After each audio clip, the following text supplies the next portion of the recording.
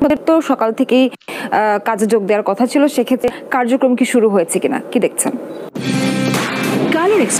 এই থানাটি আসলে বলা যায় যে ধ্বংসস্তূপে পরিণত হয়েছে। রাজশাহীর বেশিরভাগ অনেকটা ধ্বংসস্তূপে পরিণত হয়েছে। থানাগুলো এটা দেখভালের দায়িত্ব রয়েছেন।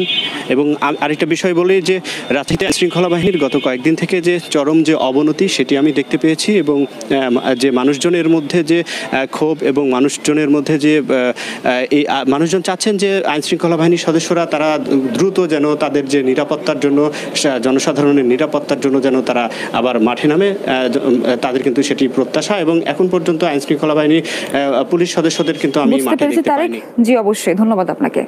জানবো বন্দরনগরীর খবর, সেখানে আছেন আমাদের সহকর্মী মামুনুর রশিদ। অভি, আপনার কাছেও একই প্রশ্ন রাখতে চাই। আমাদের জানাবেন যে নগরের আইন শৃঙ্খলা পরিস্থিতি এবং থানাগুলোতে উপস্থিতি দেখতে পাচ্ছেন কিনা। সোহা, চট্টগ্রাম বন্দরনগরী যে 16টি থানা রয়েছে এলাকায়, এখানে এখন পর্যন্ত কোনো ধরনের পুলিশ